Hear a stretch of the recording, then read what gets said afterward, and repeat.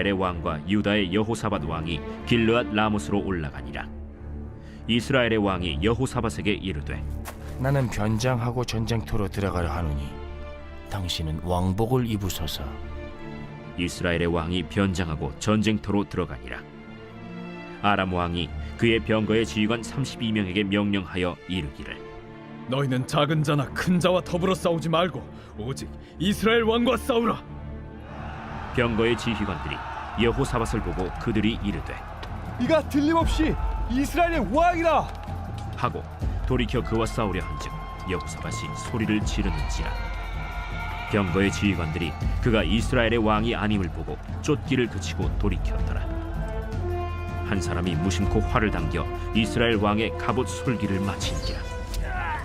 왕이 그 병거 모는 자에게 이르되 내가 부상하였으니 내 손을 돌려 내가 전쟁터에서 나가게 하라 하였으나 이날에 전쟁이 맹렬하였으므로 왕이 병거 가운데에 붙들려 서서 아람 사람을 막다가 저녁에 이르러 죽었는데 상처에 피가 흘러 병거 바닥에 고였더라. 해가 진녘에 진중에서 외치는 소리가 있어 이르되 각기 성읍으로 또는 각기 본향으로 가라. 왕이 이미 죽음에 그의 시체를 메어 사마리아에 이르러 왕을 사마리아에 장사하니라. 그 병거를 사마리아 못에서 씻음에 개들이 그의 피를 핥았으니 여호와께서 하신 말씀과 같이 되었더라. 거기는 창기들이 목욕하는 곳이었더라. 아합의 남은 행적과 그가 행한 모든 일과 그가 건축한 상하궁과 그가 건축한 모든 성읍은 이스라엘 왕 역대 지략에 기록되지 아니하였느냐. 아합이 그의 조상들과 함께 잠에 그의 아들 아하시야가 대신하여 왕이 되니라.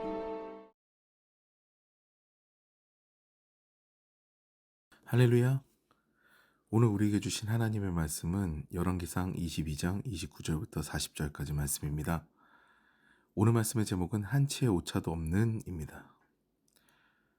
지난 여름 막바지에 저는 우리 교회 청소년부 학생들 그리고 청년들과 함께 롯데월드를 다녀왔습니다. 토요일이었는데도 개학을 앞두고 제법 한산하여서 아이들과 많은 어트랙션을 타고 즐거운 시간을 보냈죠. 예전에는 그러지 않았는데 이제는 놀이기구를 타면은 어지럽더라고요.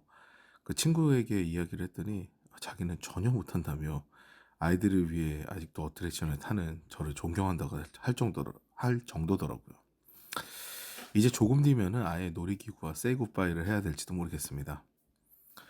사실 놀이기구도 놀이기구였지만 우리 일행들을 즐겁게 했던 것은 롯데월드의 게임센터였습니다. 롯데월드 게임센터는요, 게임을 즐기는 것도 즐기는 것이지만 경품이 걸려 있습니다. 경품인 인형을 획득하기 위해 사람들은 자신들의 특기를 살려서 여러 게임에 도전을 했죠. 농구를 좋아하는 저는 농구로 인형 2개를 획득해서 딸 아이들의 선물로 삼았습니다. 참여치레했어요.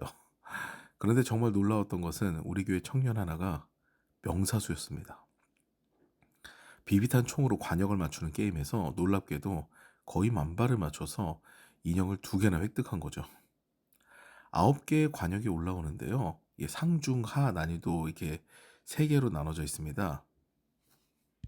그중 난이도 상에 해당하는 3개의 관역은요, 너무 작아서 거의 비비탄 총알 만하게 보였는데도요, 이 친구가 방아쇠를 당기면 탁 하고 쓰러지는 거예요. 정말 놀라웠습니다. 주변에서 우리 교회 청년을 보던 사람들은 쉬워 보였는지 막 도전하는 거예요. 근데 인형은커녕 1라운드 통과도 어려운 것이 그 사격이었습니다. 특등사수가 우리 교회에 있다는 사실이 너무 놀라웠죠. 저는 그 사격을 보면서 2가지 생각이 들었습니다.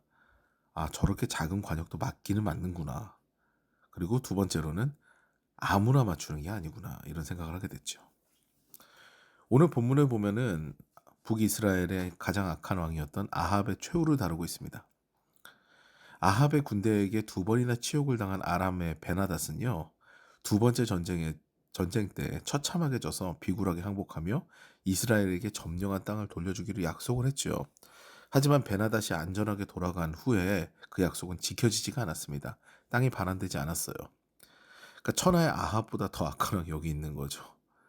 비굴하게 항복할 때는 모든 것을 해줄 것처럼 하더니 일단은 안전하게 돌아가니까 입을 싹 씻은 거예요. 이 아합은요 아람 왕을 징벌하기로 다짐하고 난 다음에 사돈 사이인 남유다의 여호사밧 왕과 함께 전장에 나가기로 합니다. 그런데 우리가 잘 생각해 봐야 될 것은요. 아합의 군대가 아람의 군대보다 강력했느냐 하는 거예요. 근데 전혀 그렇지 않았거든요. 하나님의 권능으로 두 번이나 이겼지만 아합의 군대는 아람군보다 강하지 않았습니다. 근데 3년이나 평화가 지속이 되니까 아합이 교만해진 거죠. 그래서 아합은요, 길랏 라못이라는 땅을 얻기 위해서 전장에 나갈 채비를 합니다. 이때 동맹을 맺은 하나님을 경외하는 여호사밧 왕은요, 선지자를 통해서 하나님의 응답을 듣고 나가자고 제안을 하게 되죠. 그리고 참 하나님의 선지자인 미가야는요, 이 전쟁을 두고 아합의 죽음을 예언합니다. 절대로 진리가 없다는 생각으로 두 번이나 이긴 상대인데, 그리고 전쟁에 임했던 아합이지만요, 그래도 미가야의 예언을 듣고 자신의 죽음을 경고받으니까 찜찜한 마음을 가실 수가 없어서 계략을 꾸밉니다. 여호사밧 왕에게 왕복을 입히고 자기는 평범한 군사로 변장하고 전장에 나가게 되죠. 그런데 아람 왕 베나닷의 목표는 자신에게 치욕을 안긴 아합이었습니다. 자신의 군대에게 명령합니다. 한 명만 노려라. 목표는 아합이다. 한 거죠. 그래서 아람의 전 군대는요, 다른 사람이 아닌 왕복을 입은 여호사밧만 공격을 합니다. 아합인 줄 알았던 거죠. 이에 여호사밧이 놀라서 소리를 지르자 아람 군대는 그가 아합이 아님을 알고 혼란스러워합니다.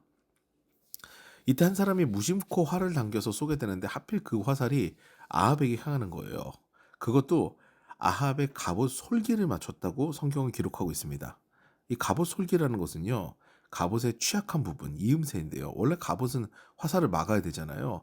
근데 유일하게 화살을 막을 수 없는 그곳이 바로 이음새입니다. 갑옷과 갑옷이 이어지는 곳이죠. 그 갑옷 솔기에 딱 화살이 맞은 거예요.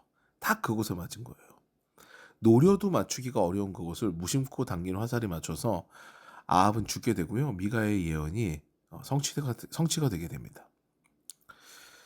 작은 관역도요 맞출 수 있지만 누구나 맞출 수는 없어요. 그런데 하나님께서는요 관역이 문제가 아니죠. 하나님께는 관역이 문제가 아닙니다. 어떤 것도 하나님의 눈을 피할 수 없고 하나님의 예언을 벗어날 수가 없습니다. 하나님의 말씀은 이와 같이 한치의 오차도 없이 이루어지죠. 우리는 그것을 늘 잊지 말아야 됩니다.